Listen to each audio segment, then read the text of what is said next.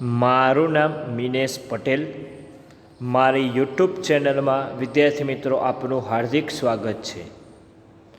વિદ્યાર્થી મિત્રો, આજે આપણે ધોરણ 10 વિષય વિજ્ઞાન ચેપ્ટર નંબર 3 ધાતુઓ અને અધાતુઓની અંદર આપણે આજે એક નવા ટૉપિકની ચર્ચા કરવા જઈ રહ્યા છીએ. તે ટૉપિક છે ધાતુઓ અન્ય ધાતુના ક્ષારના દ્રાવણ સાથે કેવી રીતે પ્રક્રિયા કરે છે તે આપણે જોવાનું છે. એટલે કે અહીંયા ટૂંકમાં વધુ ક્રિયાશીલ તત્વ તેના દ્રાવણમાંથી ઓછા ક્રિયાશીલ તત્વને દૂર કરે, તેને વિસ્થાપન પ્રક્રિયા કહેવાય. અહીંયા એ જ આપણે પ્રક્રિયા ઉપયોગ કરવાની છે. તો ધાતુઓ અન્ય ધાતુના ક્ષારના દ્રાવણ સાથે કેવી રીતે પ્રક્રિયા કરે, તો એના માટે આપણે કોઈ એક પ્રવૃત્તિ દ્વારા સમજવું પડે. તો તાંબાનો એક શુદ્ધ તાર લો અને લોખંડની એક ખીલી લો. તાંબાનો એક શુદ્ધ તાર લો, લોખંડની એક ખીલી લો.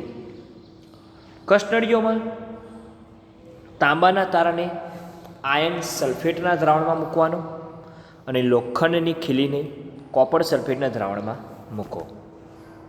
20 મિનિટ પછી તેનું અવલોકન કરવાનું. શું કીધું વિદ્યાર્થી મિત્રો? તાંબાના તારને ધારો કે આકૃતિમાં દર્શાવ્યા પ્રમાણે આ રીતે કે તાંબાનો તાર છે એને આયર્ન સલ્ફેટના દ્રાવણ, ધારો કે તાંબાનો તાર આકૃતિમાં બતાવેલો છે, એને આયર્ન સલ્ફેટના દ્રાવણમાં મૂકેલો છે, જ્યારે લોખંડની ખીલીને કોપર સલ્ફેટના દ્રાવણમાં મૂકેલી છે. 20 મિનિટ બાદ અવલોકન કરવાનું છે. તો પ્રશ્ન થાય કે કઈ કસનળીમાં પ્રક્રિયા થયેલી છે એવું તમને જાણવા મળે. તો લોખંડની ખીલી જે કસનળીમાં છે, એટલે કે કોપર સલ્ફેટના દ્રાવણના એમાં કસનળીમાં મૂકેલી છે, એમાં નીચે પ્રમાણે પ્રક્રિયા થાય. ધારો કે લોખંડની ખીલી વિદ્યાર્થી મિત્રો, એટલે કે Fe, એની કોપર સલ્ફેટ સાથે પ્રક્રિયા કરાવીએ. આયન કયા દ્રાવણમાં મૂકેલું છે, તો એમાંથી જે આ વધુ ક્રિયાશીલ તત્વ Fe છે ને, એ તેનું બીજું સંયોજન કયું છે? દ્રાવણ ક્ષાર CuSO4 કોપર સલ્ફેટ. એ દ્રાવણમાંથી કોપરને દૂર કરે છે અને SO4 ક્ષાર Fe સાથે જોડાય છે, તો FeSO4 વત્તા કોપર વાયુ, કોપર ધાતુ છૂટી પડે. યસ, તો આ રીતે થાય. પછી તમે કેવી રીતે કહી શકો, કયા આધારે કહી શકો ખરેખર પ્રક્રિયા થયેલી છે? તો હા વિદ્યાર્થી મિત્રો, કરી શકાય. આકૃતિની અંદર જ દેખાય છે કે પ્રક્રિયા દરમિયાન દ્રાવણનો રંગ, એટલે કે લોખંડની ખીલી અને કોપર સલ્ફેટ વચ્ચે જે પ્રક્રિયા થાય, તો દ્રાવણનો રંગ ઘાટો વાદળી હોય ને તેમાંથી લીલો થાય છે. જો વિદ્યાર્થી મિત્રો, આ વાદળી છે, એકદમ પ્યોર વાદળી નથી, થોડો લીલા જેવો દેખાય છે. એટલે કે ખરેખર પ્રક્રિયા થઈ છે એવું કહી શકાય. તો આ બધી પ્રક્રિયાઓ પરથી પ્રક્રિયાનો પ્રકાર તમને જાણવા મળે વિદ્યાર્થી મિત્રો. તો આ રીતે કે ધારો કે આ Fe છે, એની કોપર સલ્ફેટના દ્રાવણમાં પ્રક્રિયા કરાવી તો આપણને મળે છે FeSO4 વત્તા કોપર. તો વિદ્યાર્થી મિત્રો, એવું કહી શકાય કે વધુ સક્રિય ધાતુ Fe વધુ સક્રિય ધાતુ છે કોના કરતાં? કોપર કરતાં. તો ઓછી સક્રિય ધાતુને તેના સંયોજનમાંથી વિસ્થાપિત કરે, એટલે કે કોપરને છૂટી કરે, તો તેવી પ્રક્રિયાને શું કહે છે? વિસ્થાપન પ્રક્રિયા. તો વિદ્યાર્થી મિત્રો, Fe અને Cu આ બંનેમાંથી વધુ સક્રિય ધાતુ કઈ છે? તો આયર્ન એ સૌથી સક્રિય ધાતુ છે. કોપર કરતાં આયર્ન વધુ સક્રિય છે. પ્રક્રિયાનું સમીકરણ લખ્યું. તો આ પ્રક્રિયાનો પ્રકાર કયો? પ્રક્રિયાનો પ્રકાર વિસ્થાપન પ્રક્રિયા. હવે એના પરથી વ્યાખ્યા જો આપણે શીખ્યા, એ જ આવી ગઈ વ્યાખ્યા કે સક્રિય ધાતુ તેના ઓછી સક્રિય ધાતુને તેના સંયોજનોમાં રહેલા દ્રાવણ અથવા પીગાળેલ સ્વરૂપમાંથી વિસ્થાપિત કરે તેને શું કહેવાય છે? વિસ્થાપન પ્રક્રિયા. એટલે ટૂંકમાં અહીંયા ધાતુને અન્ય ધાતુના ક્ષાર દ્રાવણ સાથે પ્રક્રિયા કરીએ છીએ તો વધુ ક્રિયાશીલ તત્વ એ તેના બીજા ઓછી સક્રિય એટલે કે ઓછું ક્રિયાશીલ ધરાવતા તત્વોનું જે સંયોજન છે તેમાંથી તેને દૂર કરે છે. તો અહીંયા તમામ ધાતુઓ સમાન રીતે પ્રતિક્રિયાત્મક ના હોય, એટલે કે અલગ અલગ ધાતુઓની આપણે ઓક્સિજન સાથે પ્રતિક્રિયાત્મકતા જોઈ, પાણી સાથે જોઈ, એસિડ સાથે જોઈ, તો અલગ અલગ પ્રતિક્રિયાત્મકતા જોઈ. પરંતુ તમામ ધાતુઓ પ્રક્રિયકો સાથે પ્રક્રિયા કરતી નથી. ધાતુઓ છે ને પ્રક્રિયકો સાથે પ્રક્રિયા નહીં કરો, કારણ કે પ્રક્રિયકોમાંથી એક ધાતુને છૂટી પાડે છે. માટે પ્રતિક્રિયાત્મકતાનો વ્યાખ્યા આપવી હોય તો કહી શકાય કે તમામ ધાતુના નમૂનાઓને તેમની પ્રતિક્રિયાત્મકતાના ઉતરતા ક્રમમાં ગોઠવવા પડે, અને આ ઉતરતા ક્રમમાં ગોઠવવાની શ્રેણીને પ્રતિક્રિયાત્મકતા કહે છે. શું કહે છે? પ્રતિક્રિયાત્મકતા. તો આપણે ધોરણ 10ની અંદર જ પ્રકરણ 1ની અંદર આપણે શીખી ગયા છે વિસ્થાપન પ્રક્રિયા કોની કહેવાય. તો એ વિસ્થાપન પ્રક્રિયા અહીંયા લાગુ પડે છે કે ધારો કે ધાતુ એ એટલે સપોઝ ધાતુ આપણી છે Fe, એ બીના ક્ષારનું ધાતુ બી ધારો કે કોપર છે, એના ક્ષારનું દ્રાવણ ક્ષાર આપણે ઉમેરીએ છીએ સલ્ફેટ ક્ષાર SO4, તો થઈ ગયું બી એટલે કોપર ધાતુ અને ના ક્ષારોનું દ્રાવણ એટલે કોપર સલ્ફેટ. તો શું કરે છે? જે આ સલ્ફેટ ક્ષાર છે તે Fe સાથે જોડાય છે, એટલે કે FeSO4 વત્તા કોપર ધાતુ છૂટી પડે છે. એટલે કહી શકાય કે ધાતુ એ ધાતુ બીને તેના દ્રાવણમાંથી વિસ્થાપિત કરે, એટલે કે ધાતુ એ છે Fe શું છે? ધાતુ બી એને વિસ્થાપિત કરે, દૂર કરે છે. તો બને છે શું? એના ક્ષારનું દ્રાવણ. એ એટલે ધાતુ બી, એ Fe, અને ક્ષાર એટલે SO4, તો લખ્યું એના ક્ષારનું દ્રાવણ. અને ધાતુ બી શું હતી? કોપર, એ છૂટી પડે છે. યસ. તો આ પ્રવૃત્તિ પરથી આપણે અવલોકન કરી શકાય કે કોપર કે લોખંડ કઈ ધાતુ વધુ સક્રિય છે? તો લોખંડ એ કોપર કરતાં વધુ સક્રિય છે. યસ. તો વિદ્યાર્થી મિત્રો આ શું થયું?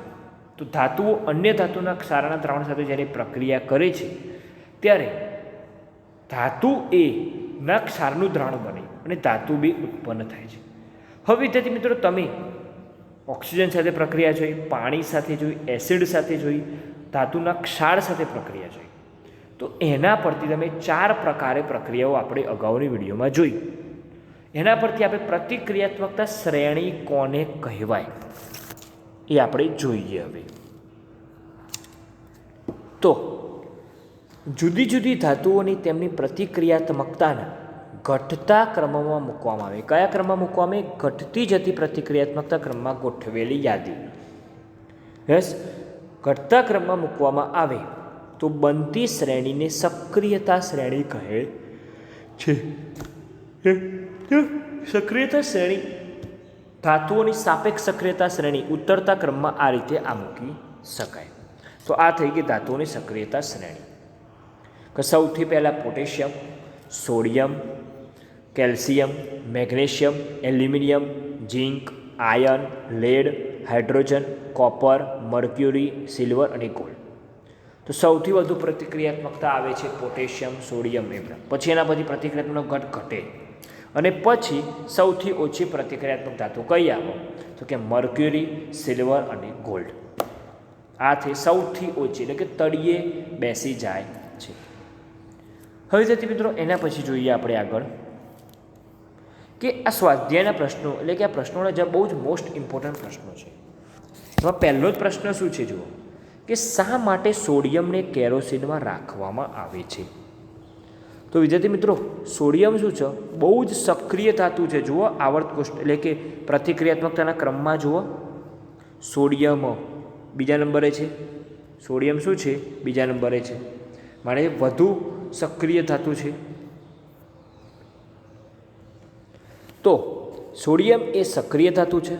ઓરડાના તાપમાને તો જો હવામાન ઓક્સિજન સાથે સંયોજાય તો તે પ્રક્રિયા કરે છે. યસ, ઓરડાના તાપમાને ઉષ્મા ઉત્પન્ન કરે છે, માટે આ પ્રક્રિયા ઉષ્માક્ષેપક કહેવાય. આથી સોડિયમ ધાતુ હવામાં સળગી ઉઠે છે. હવામાં એનું નોર્મલ ટેમ્પરેચર હોય તો પણ તે સળગી ઉઠે છે.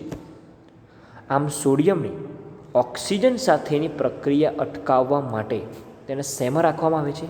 કેરોસીનમાં. એટલે કે સોડિયમ છે ને કેરોસીન સાથે પ્રક્રિયા કરશે નહીં. એટલે કે સોડિયમ એટલે કે કોઈ પણ ધાતુ પાણી સાથે પ્રક્રિયા કરે છે, પરંતુ પેટ્રોલ, ડીઝલ, કેરોસીન સાથે પ્રક્રિયા કરશે, કારણ કે તે એના ઉપરથી તરે છે વસ્તુ, એટલે માટે પ્રક્રિયા કરતી નથી. હવે આપણે બીજી પ્રક્રિયાઓ જોઈએ કે વરાળ સાથે લોખંડની પ્રક્રિયા શું થાય. વરાળ સાથે લોખંડની પ્રક્રિયા શું થાય તો જોઈએ કે પાણીની વરાળ સાથે લોખંડ, એટલે કે આપણે લોખંડ પહેલાં લઈએ Fe, એની પાણીની વરાળ સાથે પ્રક્રિયા કરાવીએ, ગેસ સાથે વરાળ સાથે, અને લોખંડ એ સોલિડ છે, તો આપણને ફેરિક ઓક્સાઇડ પ્રાપ્ત થાય છે. વિદ્યાર્થી મિત્રો, આ પ્રથમ ચેપ્ટરની અંદર સોપાન વાયુનો પ્રશ્ન છે અને હાઇડ્રોજન વાયુ ઉત્પન્ન થાય છે. તો વિદ્યાર્થી મિત્રો, પ્રક્રિયા સંતુલિત કરી તો તમે આરામથી કરી શકો છો. Fe અહીંયા એક જ છે, અહીંયા Fe 3 છે, તો મારે 3 વડે ગુણું તો Fe થઈ જાય 3. વિદ્યાર્થી મિત્રો, ઓક્સિજન જોઈ લો કેટલા છે. ઓક્સિજન અહીંયા 4 છે, અહીંયા એક જ છે, તો અહીંયા હું 4 કરી દઉં. હવે હાઇડ્રોજન કેટલા થાય વિદ્યાર્થી મિત્રો? 4 દુ 8 થયા, અહીંયા 2 જ છે, તો અહીં 4 કરી દઉં. તો આ પ્રક્રિયા વરાળ સાથેની લોખંડની પ્રક્રિયાથી ફેરિક ઓક્સાઇડ બને છે અને હાઇડ્રોજન વાયુ ઉત્પન્ન થાય છે. હવે એના પછી આગળ કે પાણી સાથે કેલ્શિયમ અને પોટેશિયમની પ્રક્રિયા, એટલે કે ટૂંકમાં કોઈ પણ ધાતુની પાણી સાથેની તમે પ્રક્રિયા કરાવો તો શું બને છે? તો ધાતુના હાઇડ્રોક્સાઇડ બને છે. શું બને છે? ધાતુના હાઇડ્રોક્સાઇડ. તો ત્યાંથી મિત્રો, ધારો કે આપણે કેલ્શિયમની પ્રક્રિયા કરાવીએ પાણી સાથે, તો ધાતુના હાઇડ્રોક્સાઇડ ઉત્પન્ન થાય, કેલ્શિયમ હાઇડ્રોક્સાઇડ ઉત્પન્ન થાય અને વત્તા હાઇડ્રોજન વાયુ છૂટો પડે. એ જ રીતે તમે પોટેશિયમની પ્રક્રિયા પણ કરાવી શકો છો. આ પ્રક્રિયા સંતુલિત તમારે કરવાની જ હતી. ચલો, પોટેશિયમની પ્રક્રિયા કે એની પાણી સાથે પ્રક્રિયા કરાવો તો શું બને છે? પોટેશિયમ હાઇડ્રોક્સાઇડ બને છે અને વત્તા H2. ચલો વિદ્યાર્થી મિત્રો, પ્રક્રિયા સંતુલિત કરવાની છે આપણે. કે ધારો કે હાઇડ્રોજન કેટલા છે? હાઇડ્રોજન 2 ને 1 3 છે અને આ બાજુ 2 જ છે. હું આ બાજુ 2 કરી દઉં તો 2 દુ 4 હાઇડ્રોજન. તો નિપજમાં કેટલા છે? હું 2 કરી દઉં તો 2 દુ 4 થઈ ગયા. પોટેશિયમ વધી ગયા વિદ્યાર્થી મિત્રો, અહીંયા 2 છે, અહીંયા 1 જ છે, તો 2 કરી દો તો પ્રક્રિયા સંતુલિત થઈ ગઈ. એટલે ટૂંકમાં એવું કહી શકાય કે કોઈ પણ ધાતુ હોય એની પાણી સાથે પ્રક્રિયા કરાવો વિદ્યાર્થી મિત્રો, ત્યારે હંમેશા ધાતુના હાઇડ્રોક્સાઇડ બને છે. હવે વિદ્યાર્થી મિત્રો, 4 ધાતુઓ છે, એ 4 ધાતુઓના નમૂના આપણે લીધેલા છે, એક પછી એક ઉમેરેલ છે. તો પ્રાપ્ત થયેલ પરિણામને નીચે મુજબ કોષ્ટકમાં સારણીબદ્ધ કરેલું છે. તો ધારો કે ધાતુ A, yes, iron sulphate, copper sulphate, zinc sulphate અને સિલ્વર નાઇટ્રેટ સાથે કોઈ પણ ધાતુની પ્રક્રિયા કરાવવાની. યસ, કે ધારો કે ધાતુ આયર્ન સલ્ફેટ સાથે પ્રક્રિયા કરાવી તો વિસ્થાપન પ્રક્રિયા થાય. કેવી રીતે? કે ધારો કે આયર્ન સલ્ફેટ એટલે FeSO4 ની કોપર સાથે પ્રક્રિયા કરાવી તો Fe દૂર થાય. યસ, તો CuSO4 વત્તા Fe, તો વિસ્થાપન પ્રક્રિયા થાય. એ જ રીતે ધાતુ B આયર્ન 2 સલ્ફેટ સાથે પ્રક્રિયા કરશે નહીં, એટલે કે પ્રક્રિયા થતી નથી. એ વખતે ઝિંક સલ્ફેટ સાથે પણ પ્રક્રિયા ના થાય. ધાતુ C કોઈ પ્રક્રિયા ના થાય. ચલો, આ કોઠો આપ્યો છે, એના પરથી તમે શું કહી શકો? યસ, તો એના પ્રશ્નોના જવાબ જોઈએ કે સૌથી વધુ સક્રિય ધાતુ કઈ છે? સૌથી વધુ સક્રિય કે જેનું આયર્ન સલ્ફેટમાં વિસ્થાપન થાય છે પરંતુ બીજા કોઈ અંદરની પ્રક્રિયા થતી નથી. તો માટે કહી શકાય કે ધાતુ B એટલે સૌથી વધુ સક્રિય ધાતુ છે. જો ધાતુ બીને કોપર સલ્ફેટના દ્રાવણમાં નાખવામાં આવે, ધારો કે ધાતુને કોપર સલ્ફેટ એટલે કે ખીલીને કોપર સલ્ફેટના દ્રાવણમાં નાખવામાં આવે તો શું થાય છે? વાદળી રંગ દૂર થાય છે. અને વાદળી રંગ દૂર થાય તો લાલ કથ્થાઈ રંગનો કોપર એ ધાતુ બી પર જમા થાય. યસ, કેમ?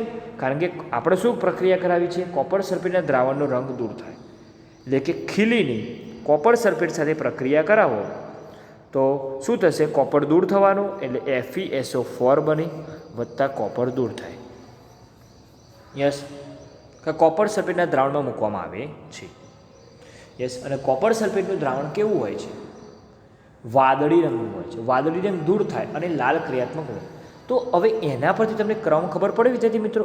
ABCનો પ્રતિક્રિયાત્મકતા ક્રમ, કે ધારો કે કોઈ ધાતુ બી એ કરતાં વધારે છે, ધાતુ બી સૌથી વધુ સક્રિય છે, એના પછી ધાતુ એ આવી અને પછી ધાતુ સી અને ધાતુ ડી આવી. કેમ? કારણ કે ધાતુ સી અને ડી માટે તો પ્રક્રિયા કોઈ થતી નથી. હા, પણ સીમાં એક વિસ્થાપન પ્રક્રિયા થાય છે.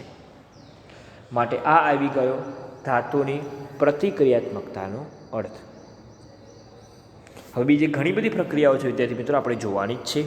તો જુઓ કે સક્રિય ધાતુમાં જ્યારે મંદ હાઇડ્રોક્લોરિક એસિડ ઉમેરવામાં આવે તો કયો વાયુ ઉત્પન્ન થાય?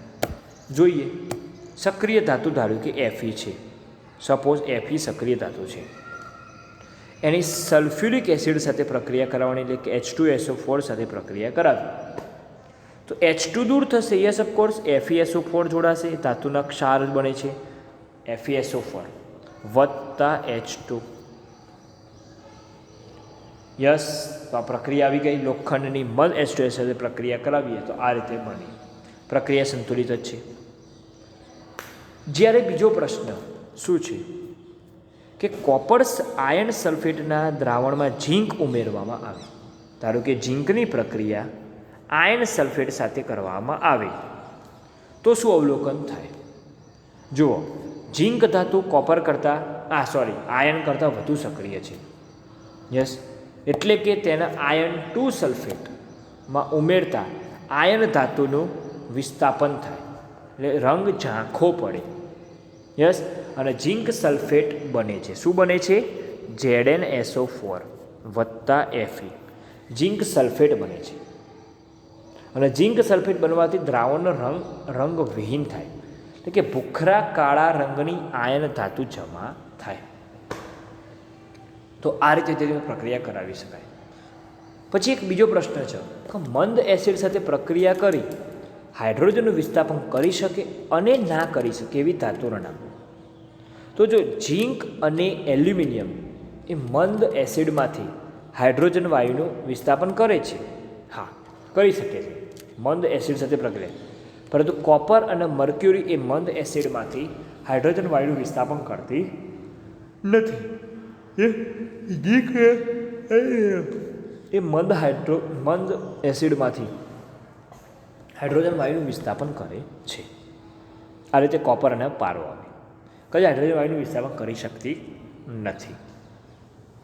હવે મોસ્ટ IMP અને ઇમ્પોર્ટન્ટ ટોપિક જે ધોરણ 9ની અંદર તમારે આવી ગયો છે એવો જ અહીંયા પ્રશ્ન છે કે નિષ્ક્રિય ધાતુઓ અને અધાતુઓની ઇલેક્ટ્રોનની રચના આપણે અહીંયા જોવાની છે. તો જોઈએ કે ધાતુઓ અને અધાતુઓ કેવી રીતે પ્રક્રિયા કરે છે.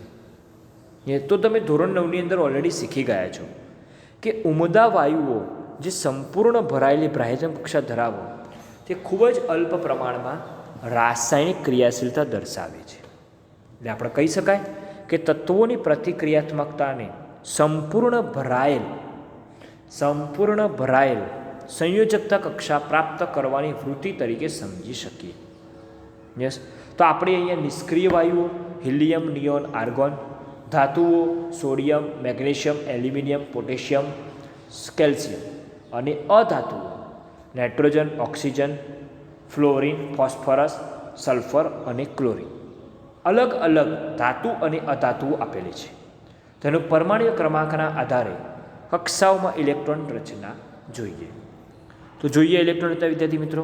ચલો તો આ કોષ્ટકની અંદર ઇલેક્ટ્રોન રચના આપેલી છે, જોઈ લો કે નંબર 1 હિલિયમ. હિલિયમનો પરમાણુ ક્રમાંક આવર્ત કોષ્ટકની અંદર 2 છે અને તે ઉમદા વાયુ છે. યસ, તો 4 કક્ષાઓ આપેલી છે. એમાં પહેલી કક્ષામાં વધુમાં વધુ 2 માય, બીજી કક્ષામાં વધુ વધુ 8 માય, ત્રીજીમાં 8 અને ચોથીમાં વધુમાં વધુ 18 માય. એટલે કે દરેક કક્ષામાં આ પર્ટિક્યુલર ઇલેક્ટ્રોન માય, એનાથી વધારે માય નહીં. તો હિલિયમ 2, તો હિલિયમ નંબર 2 છે. તેની 4 કક્ષાઓમાંથી હિલિયમની ઇલેક્ટ્રોન રચના પ્રમાણે એને પહેલી જ કક્ષામાં 2 ઇલેક્ટ્રોન આવી જાય, એટલે કે અષ્ટકપૂર્ણ કહેવાય, એટલે કે કક્ષા સંપૂર્ણ ભરાયેલી કહેવાય. નિયોન નંબર નિયોન શું છે? નિયોન. તો નિયોન એટલે તો 10 નંબર છે, માટે પહેલી કક્ષામાં 2 આવે, બીજી કક્ષામાં વધુમાં વધુ 8 માય છે.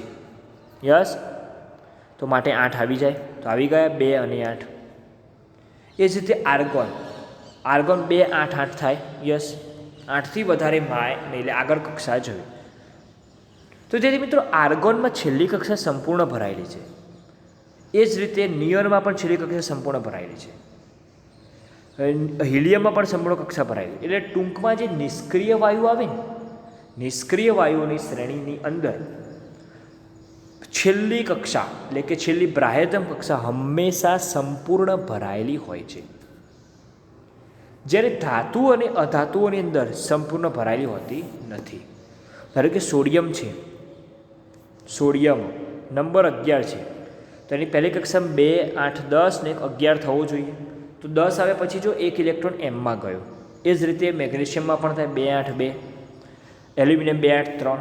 પોટેશિયમ નંબર 19, તો પહેલી કક્ષામાં 2, બીજીમાં 8, ત્રીજીમાં એમમાં 8, તો 8 દુ 16 ને 18 થાય. આપણો નંબર ક્રમાંક છે 19, આપણે એક લાવવો પડે. આ રીતે કેલ્શિયમમાં પણ થાય. એ જ રીતે અધાતુઓની અંદર પણ થાય. Nitrogen, oxygen, fluorine, phosphorus, sulphur અને ક્લોરિન. એ આ રીતે તમે અષ્ટક પૂર્ણ કરી શકો. પરંતુ અષ્ટક પૂર્ણ કરવા માટે તમારે ઇલેક્ટ્રોનની જરૂર પણ પડે અથવા તો ઇલેક્ટ્રોન ગુમાવવા પણ પડે. તો વિદ્યાર્થી મિત્રો જોઈએ કે કોષ્ટક પરથી આપણે જોઈ શકીએ છીએ કે સોડિયમ પરમાણુ છે. ધારો કે સોડિયમ પરમાણુ હતો, એની K L M અને N. સોડિયમ પરમાણુ નંબર 11 નંબર છે, માટે પહેલી કક્ષામાં 2 માય, બીજી કક્ષામાં 8 જ હોય. 8થી વધારે જ થાય, 8 ને 2 10, એક ઇલેક્ટ્રોન ખૂટશે તો એમમાં મુકાય. યસ, તો સોડિયમ પરમાણુની બ્રાહ્યતમ કક્ષામાં 1 ઇલેક્ટ્રોન છે. તો શું કરશે? એ એની M કક્ષામાંથી ઇલેક્ટ્રોન ગુમાવી અને L કક્ષાની સ્થાયી અષ્ટક રચના પ્રાપ્ત કરે. કારણ કે એને અષ્ટક પૂર્ણ કરવા માટે તો 7 ઇલેક્ટ્રોન જરૂર છે. જો એમને પૂરી કરવી હોય તો 7 ઇલેક્ટ્રોન મેળવવા પડે. પરંતુ એમને જ ખાલી કરી દઈએ તો એ આગળની રચના એલ જેવી અષ્ટક પૂર્ણ કરે. યસ, તો એક ઇલેક્ટ્રોન ગુમાવવો સારા. યસ, માટે ઇલેક્ટ્રોન ગુમાવો તો તે એલ કક્ષા સ્થાયી અષ્ટક પ્રાપ્ત કરે છે. હવે સોડિયમ છે, તો સોડિયમ ધારો કે પરમાણુ કેન્દ્ર હોય, તો પરમાણુ કેન્દ્રની અંદર પ્રોટોન અને ન્યુટ્રોન હાજર હોય છે. એની આજુબાજુ ઇલેક્ટ્રોન ફરતા હોય છે. આ રીતે કોઈ પણ મેં 3-4 ઇલેક્ટ્રોન દર્શાવ્યા. યસ, તો સોડિયમ પરમાણુ છે, તો સોડિયમમાં પ્રોટોન પણ 11 હોય, ઇલેક્ટ્રોન પણ 11 હોય. યસ, પ્રોટોન 11 છે, પરંતુ ઇલેક્ટ્રોનની સંખ્યા 10 થઈ જશે. ક્યારે થશે 10? અત્યારે હાલ તો 11 છે, પણ 10 કેવી રીતે થાય? તો એના માટે 10 થશે કે તેથી ત્યાં અસરકારક ધનભાર થશે, જે આપણને સોડિયમ ધનાયન, શું સોડિયમ ધનાયન એને પ્લસ આપે છે. કેવી રીતે વિદ્યાર્થી મિત્રો? યસ, જ્યારે બીજી તરફ ધારો કે આપણે સોડિયમનું જોઈ લઈએ પહેલાં, તો આ રહ્યું સોડિયમનું બંધારણ કે સોડિયમ છે. સોડિયમ નંબર શું છે? 2 8 1. તો એક ઇલેક્ટ્રોન ગુમાવે છે, માટે જમણી બાજુ લખાય એક ઇલેક્ટ્રોન ગુમાવે. હવે ઘણી વિજ્ઞાનની ભાષામાં ઇલેક્ટ્રોન ગુમાવવું એટલે પ્લસ અને મેળવવું એટલે માય. એક ઇલેક્ટ્રોન ગુમાવે, જો હતું કેટલું તો 2 8 1 હતું. હવે આવે છે એક ઇલેક્ટ્રોન ગુમાવી દે છે, તો આ ઇલેક્ટ્રોન કેન્સલ થઈ ગયો. તો આવ્યું છું 2 8. તો 2 8 10 નંબર, એટલે કે નિષ્ક્રિય વાયુની ઇલેક્ટ્રોન રચના પ્રાપ્ત કરી અને એક ઇલેક્ટ્રોન ગુમાવ્યો, માટે ઇલેક્ટ્રોન માઇનસ. યસ, હવે આ જ રીતે સેમ ક્લોરિનની અંદર પણ આવે છે. કે ધારો કે ક્લોરીન છે, ક્લોરીનનો નંબર 17 છે, તો પહેલી કક્ષામાં 2, બીજીમાં 8 અને ત્રીજીમાં 7. તો ક્લોરીનનો એમ કક્ષા સંપૂર્ણપણે ભરવી હોય, એટલે કે બ્રાયઝન કક્ષા સંપૂર્ણપણે ભરાવી દેવી હોય તો એને 1 ઇલેક્ટ્રોન ઇઝી રીતે મળી જ જાય. 7 ઇલેક્ટ્રોન ગુમાવીને એલ પ્રાપ્ત કરવો એ ખોટું છે. જે ઓછું હોય ને એના તરફ જવાનું, તો 1 ઇલેક્ટ્રોન તે ગુમાવી દે. મેળવે છે 1 ઇલેક્ટ્રોન. યસ, તો 1 ઇલેક્ટ્રોન મેળવે છે તો કેવી રીતે પ્રક્રિયા થાય? ધારો કે 2, 8, 7 સોડિયમ ક્લોરીન હતું. 1 ઇલેક્ટ્રોન મેળવે એને હંમેશા ડાબી બાજુ લખવાનું. મેળવ્યો એટલે 7 નો 8 થયો છેલ્લી કક્ષામાં. તો અનુક્રમે સોડિયમ હતો તો સોડિયમ ધનાયન બન્યો, ક્લોરાઇડ હતો તો ક્લોરાઇડ આયન બન્યો. યસ, એટલે ક્લોરીનની અંદર પણ એવું થાય કે 17 પ્રોટોન છે અને 17 ઇલેક્ટ્રોન છે, પરંતુ આજુબાજુ ઇલેક્ટ્રોન કેટલા પરિભ્રમણ કરે છે? 7 ઇલેક્ટ્રોન. યસ, હવે આ બંને તત્વો વચ્ચે નીચે પ્રમાણે આપલે થાય, એટલે કેવો આયનનો આપલે થશે. કેવી રીતે? વિદ્યાર્થી મિત્રો, આ રીતે કે ધારો કે સોડિયમ છે, સોડિયમની ક્લોરીન સાથે પ્રક્રિયા કરાવી. સોડિયમની બ્રાયઝન કક્ષામાં 1 જ ઇલેક્ટ્રોન હતો, તો માટે 1 ઇલેક્ટ્રોન આ મૂકી દીધો. ક્લોરીનની બ્રાયઝન કક્ષામાં 7 ઇલેક્ટ્રોન છે, માટે આ રીતે ચોકડી 1, 2, 3, 4, 5, 6 અને 7. તો ક્લોરીનનું અષ્ટક પૂર્ણ કરવું છે તો ધાતુમાંનો જે ઇલેક્ટ્રોન છે એ અધાતુ મેળવે તો ત્યારે અષ્ટક પૂર્ણ કરે અને સોડિયમ એ નિષ્ક્રિય વાયુ જેવી રચના પ્રાપ્ત કરે. તો 1 ઇલેક્ટ્રોન તેને આપી દીધો, તો જવાબમાં શું આપ્યું? પહેલાં તો એને તો 1+ ગુમાવે જ, 1 જ છે માટે 1 તો લખતા નથી. ક્લોરીન પણ 1 જ છે, તો ક્લોરીન ઋણાયન છે. 1, 2, 3, 4, 5, 6, 7 અને 8 1 ઇલેક્ટ્રોન આવે છે, અષ્ટક પૂર્ણ કરે છે. શું કરે છે? અષ્ટક પૂર્ણ કરે છે. એટલે કે એવું કહી શકાય કે સોડિયમ અને ક્લોરાઇડ આયનો વિરુદ્ધ વીજભારવાળા હોવાથી એકબીજાને આકર્ષે, અને હંમેશા વીજભારો જો વિરુદ્ધ વીજભાર હોય તો જ તે એકબીજાને આકર્ષે છે. તો આ રીતે આવી વિદ્યાર્થી મિત્રો, સોડિયમ અને ક્લોરાઇડ આયનો વિરુદ્ધ ભારવાળા હોવાથી તેઓ એકબીજાને આકર્ષે છે, અને એકબીજાને આકર્ષે તો તે સ્થિર વિદ્યુત આકર્ષણ બળથી જકડાઈને સોડિયમ ક્લોરાઇડ સ્વરૂપે અસ્તિત્વ ધરાવે. શું બનાવે છે? સોડિયમ ક્લોરાઇડ બનાવે છે. આકૃતિમાં દેખાય જ છે. યસ, એટલે કે સોડિયમ ક્લોરાઇડ અણુ સ્વરૂપે નથી, પરંતુ તે વિરુદ્ધ વીજભારવાળા આયનોના સ્વરૂપે અસ્તિત્વ ધરાવે. આવું જ બીજું એક ઉદાહરણ આપણે મેગ્નેશિયમ ક્લોરાઇડનું જોઈએ.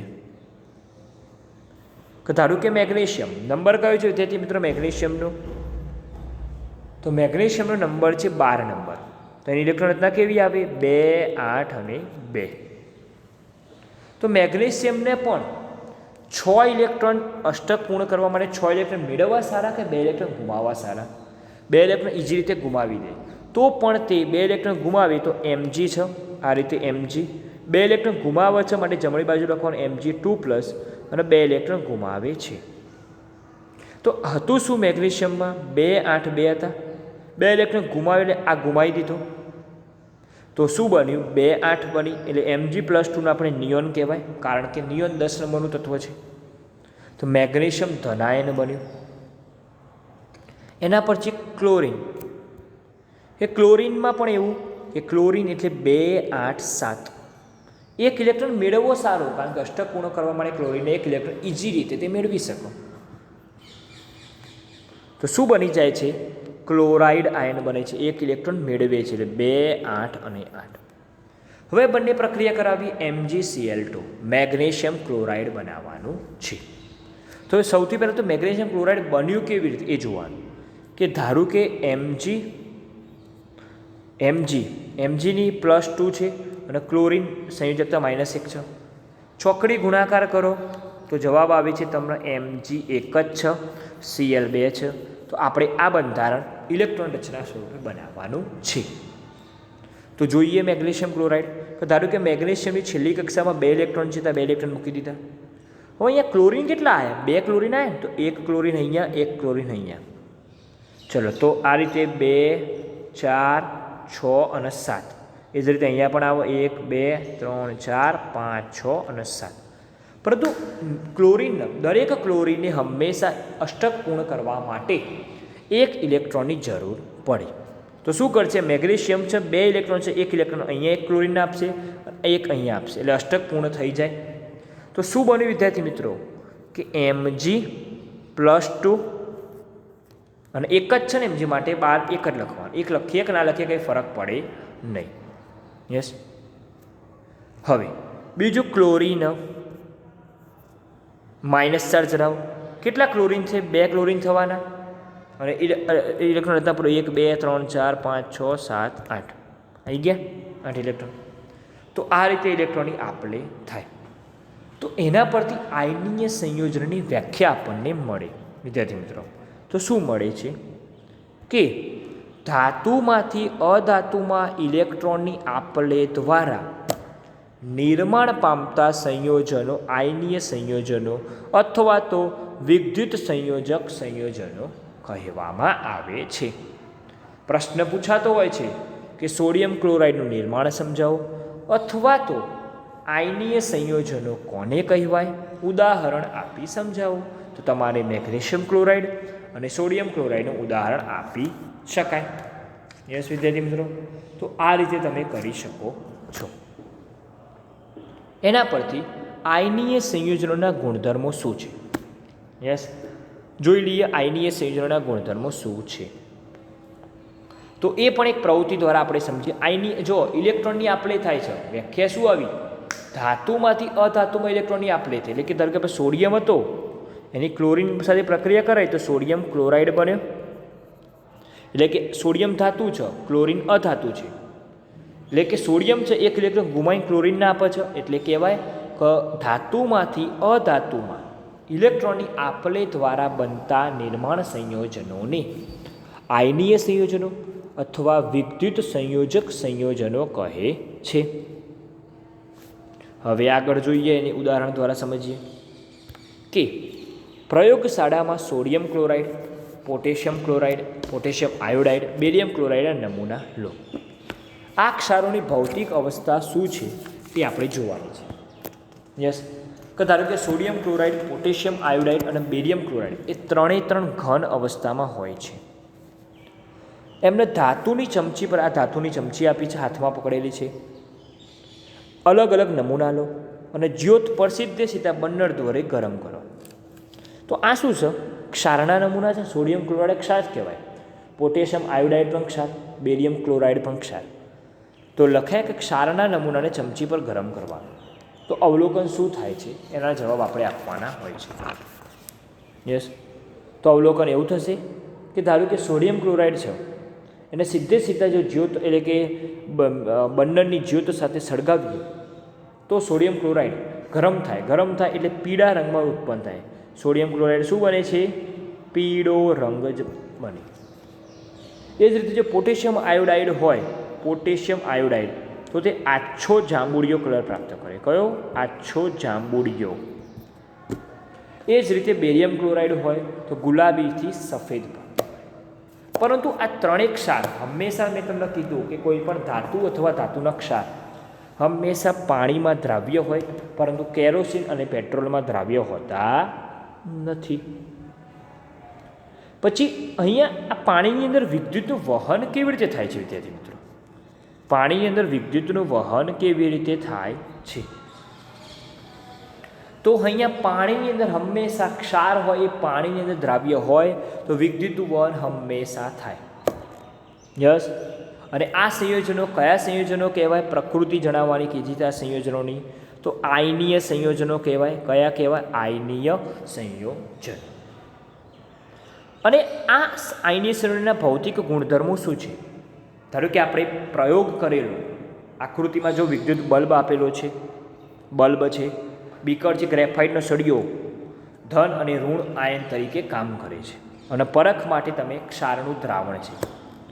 તો અહીંયા જુઓ, દરેક ક્ષાર છે, દરેક આયનીય સંયોજન છે. આયનીય સંયોજન એટલે કે પ્લસ અને માઇનસ જોડાય. અને ગલન બિંદુ અને ઉત્કલન બિંદુ કેવા છે? બહુ જ ઊંચા છે. તો પહેલો જ ગુણધર્મ આવે કે આયનીય સંયોજનોના ગલન બિંદુ ઊંચા હોય છે. તો જો વિદ્યાર્થી મિત્રો, એના ભૌતિક સ્વભાવ પરથી કરી શકાય પહેલો જ એનો ગુણધર્મ કયો આવશે? ભૌતિક સ્વભાવ. કેવો હોય કે ધારો કે ધન અને ઋણ, સોડિયમ અને ક્લોરિન છે, એ આ સોડિયમ પ્લસ અને ક્લોરિન માઇનસ, ધન અને ઋણ આયન, આ બંને આયનો થયા. એ વચ્ચે પ્રબળ આકર્ષણ બળ. આકર્ષણ બળ કેવું હોય? પ્રબળ હોય, પ્રબળ આકર્ષણ બળ. એના લીધે આયનીય સંયોજનો ઘન હોય છે. કેવા હોય છે? સખત હોય છે. માટે સોડિયમ ક્લોરાઇડ કેવો છે? સખત છે. જે બન્યું એ ઘન છે. યસ. અને આ સંયોજનો સામાન્ય રીતે અમુક વાર બરડ પણ હોય. જો દબાઈએ તો તૂટી પણ જાય, એટલે કે ટુકડા પણ થઈ જાય. હા, આકર્ષણ બળ જો પ્રબળ લગાવો તો આ સંયોજનો વધુ મજબૂતાઈથી ઘન બને. બરડ પણ હોય, દબાણ આપતા તે તૂટીને ટુકડા પણ થઈ જાય. ગલનબિંદુ ઉત્કલનબિંદુ કેવા છે વિદ્યાર્થી મિત્રો? ઊંચા હોય છે. કારણ કેમ ઊંચા હોય છે? કારણ કે તાપમાન વધારે હોય છે, એટલે કે પ્રબળ આંતર આણવીય આકર્ષણને તોડવા માટે ઊર્જાની જરૂર પડે. એના કારણે ઊર્જાની જરૂર પડે તો ટેમ્પરેચર વધારે ગરમ. દ્રાવ્યતામાં શું આપણે જોયું કે પાણીની અંદર દ્રાવ્ય છે કોણ? વિદ્યુત સંયોજક સંયોજનો. પરંતુ કેરોસીન અને પેટ્રોલમાં દ્રાવ્ય નથી, એટલે કે અદ્રાવ્ય છે. પછી વિદ્યુતનું વહન કેવી રીતે થાય વિદ્યાર્થી મિત્રો? કે દ્રાવણમાંથી જે વિદ્યુતનું વહન થાય છે એ મુક્ત રહેલા વીજભારિત કણોની ગતિશીલતાના આધારે થાય.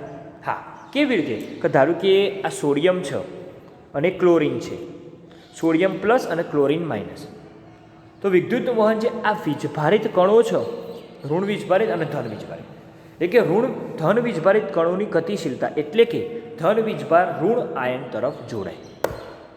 એટલે કે પાણીની અંદર બનાવેલું આયનીય સંયોજનોનું દ્રાવણ આયનો ધરાવે છે. હા, બે આયનો ધરાવે. યસ, સોડિયમ ક્લોરાઇડ પાણી દ્રાવ્ય હોય તો શું કહી શકાય? કે સોડિયમ પ્લસ અને ક્લોરિન માઇનસ. કે જે દ્રાવણમાંથી વિદ્યુત પ્રવાહ પસાર કરતા વિરુદ્ધ વિદ્યુત ધ્રુવો તરફ સ્થળાંતર પામે. હવે વિરુદ્ધ વિદ્યુત ધ્રુવો એટલે શું?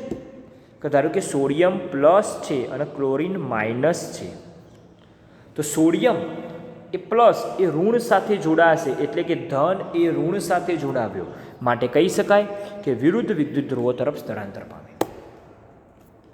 એના પછી ઘન અવસ્થામાં આયનીય સંયોજનો વિદ્યુત વહન કરતા નથી. કારણ કે ઘન પદાર્થ એ દ્રઢ હોય તો આયનોનું સ્થળાંતર શક્ય બને નહીં. પરંતુ આયનીય સંયોજનો જો પીગળેલી અવસ્થા હોય તો વિદ્યુત વહન થાય.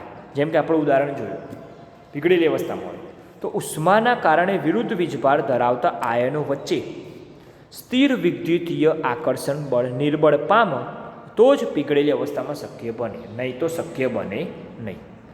માટે કહી શકાય કે આયનો આસાનીથી સ્થળાંતર કરી શકે છે અને વિદ્યુતનું વહન કરે છે. તો આયનીય સંયોજનોના ગુણધર્મો આપણે ભૌતિક સ્વભાવ આવ્યો, ગલનબિંદુ ઉત્કલનબિંદુ, દ્રાવ્યતા અને વિદ્યુતનું વહન આવ્યું. હવે એના પરથી પ્રશ્નોના જવાબ છે, બહુ જ સારા પ્રશ્નોના જવાબ છે, તમને આવડે છે. જોઈએ પ્રશ્નોના જવાબ. કે સોડિયમ, ઓક્સિજન અને મેગ્નેશિયમની ઇલેક્ટ્રોન બિંદુની રચના. તો ધારો કે સોડિયમ છે, સોડિયમ એટલે 11 નંબર એટલે 2 8 1. તો પહેલું કેન્દ્ર કહેવાય. કેન્દ્રની આજુ પહેલી કક્ષામાં 2 ઇલેક્ટ્રોન છે તો 2 ઇલેક્ટ્રોન મવડાવી દીધા. બીજી કક્ષામાં 8 ઇલેક્ટ્રોન છે તો 8 ઇલેક્ટ્રોન મવડાવવાના, 1 2 3 4 5 6 7 અને 8. છેલ્લી કક્ષામાં 1 ઇલેક્ટ્રોન છે તો 1 ઇલેક્ટ્રોન મવડાવી દીધો છેલ્લી કક્ષામાં. તો આ પહેલી કક્ષા શું થઈ? કે કક્ષા. બીજી કક્ષાને આપણે એલ કહીએ અને ત્રીજી કક્ષાને એમ કહેવાય. તો આ જ રીતે તમે ઓક્સિજનનું જણાવી શકો. તો ઓક્સિજનનો શું નંબર છે? ઓક્સિજન 8 નંબર એટલે 2 અને 6. તો પહેલી કક્ષામાં કેટલા ઇલેક્ટ્રોન આવે? 1 અને 2. બીજી કક્ષામાં 6 આવે, 1 2 3 4 5 6. યસ. તો આ રીતે ઇલેક્ટ્રોન બિંદુ નિરૂપણ કરી શકાય. એ જ રીતે મેગ્નેશિયમનું પણ કરી શકાય, 2 8 2. હવે પ્રશ્ન 2 શું છે વિદ્યાર્થી મિત્રો? કે ઇલેક્ટ્રોનના સ્થળાંતરણ માટે Na2O અને MgOમાં પ્રક્રિયા કેવી રીતે થાય?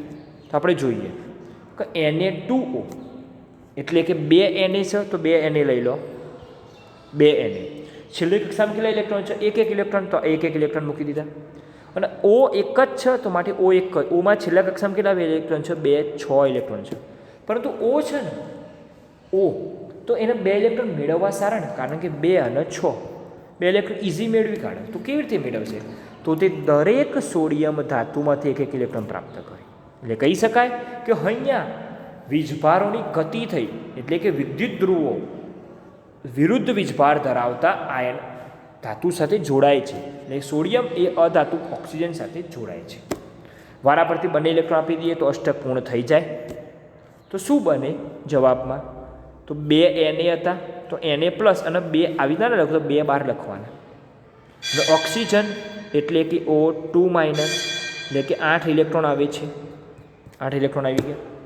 તેનું સંયોજન આવ્યું Na2O. યસ, એટલે કે આ 2 Na કહેવાય તો 2 આગળ પણ લખાય અને પાછળ પણ લખાય. એ જ રીતે મેગ્નેશિયમ ઓક્સાઇડમાં પણ આ રીતે આવી છે વિદ્યાર્થી મિત્રો, કે મેગ્નેશિયમ એક જ છે. તો મેગ્નેશિયમની છેલ્લી ઇલેક્ટ્રોનમાં છેલ્લી કક્ષામાં 2 ઇલેક્ટ્રોન 12 નંબરનું તત્વ છે, કારણ કે જુઓ 2 8 2. અને ઓક્સિજન એક જ છે, ઓક્સિજન સાથે પ્રક્રિયા કરે છે. તો 1 2 3 4 5 6. તો મેગ્નેશિયમ શું કરશે? મેગ્નેશિયમ 2 ઇલેક્ટ્રોન ગુમાવી દે તો ઇઝી રીતે અષ્ટક પૂર્ણ કરે. અને ઓક્સિજનને 2 ઇલેક્ટ્રોન જરૂરી છે. યસ, તો ઇઝી રીતે 2 ઇલેક્ટ્રોન ઓક્સિજન મેળવી લે છે. તો શું બનાવે છે? Mg2 plus. અને ઓક્સિજન એક જ ઓક્સિજન મેળવે છે ને, 2 ઇલેક્ટ્રોન મેળવે છે ઓક્સિજન, કારણ કે અષ્ટક પૂર્ણ કરવા માટે એને 2 ઇલેક્ટ્રોનની જરૂર છે.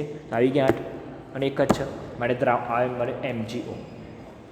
એના પછી પ્રશ્ન છે કે કયા કયા સંયોજનમાં આયનો હાજર છે? કે ધારો કે Na2O છે, તો એમાં 2 Na થાય, તો 2 Na, અને Na એટલે શું? એક ઇલેક્ટ્રોન ગુમાવવા માટે +1, તો એક ધન વીજભાર આવે, અને ઓક્સિજન -2 ઋણ વીજભાર આવે. એ જ રીતે MgOમાં પણ એવું હોય કે Mg+2 અને ઓક્સિજન -2, તો 2 આયનો હાજર થાય. Na2Oમાં 2 Na પ્લસ અને O -2. MgOમાં Mg+2 અને ઓક્સિજન -2. આ રીતે અલગ અલગ આયનો હાજર થાય. હવે આયનીય સંયોજનો છે શા માટે ઊંચું ગલનબિંદુ ધરાવે છે? તો આયનીય ગલનબિંદુ ઊંચું ધરાવવાનું કારણ શું? કે આયનીય સંયોજનોમાં આયનો વચ્ચે શું હોય? પ્રબળ આંતર આણવીય આકર્ષણ બળ. ધારો કે Na પ્લસ અને Cl માઇનસ. તો આ બંને આયનો થયા સોડિયમ આયન, એટલે કે સોડિયમ ધન આયન અને ક્લોરાઇડ ઋણ આયન. એના વચ્ચે પ્રબળ આંતર આકર્ષણ બળ હોય, એને તોડવા માટે ઉર્જાની જરૂર પડે, અને ઉર્જાની જરૂર પડે તો એટલા માટે તાપમાન વધુ હોય, અને તાપમાન વધુ હોય તો આયનીય સંયોજનો ઊંચા ગલનબિંદુ ધરાવે છે. તો વિદ્યાર્થી મિત્રો, આ વિડીયોની અંદર આપણે અન્ય ધાતુના ક્ષાર સાથે પ્રક્રિયા જોઈ, પછી ધાતુ અને અધાતુઓનું ઇલેક્ટ્રોનનું સ્થળાંતરણ કેવી રીતે થાય છે જોયું, પછી આયનીય સંયોજનો વિશે ચર્ચા કરી. તો વિદ્યાર્થી મિત્રો, મારી વિડીયો તમને પસંદ આવી હોય તો જરૂર લાઈક, શેર અને સબસ્ક્રાઈબ કરજો. ધન્યવાદ.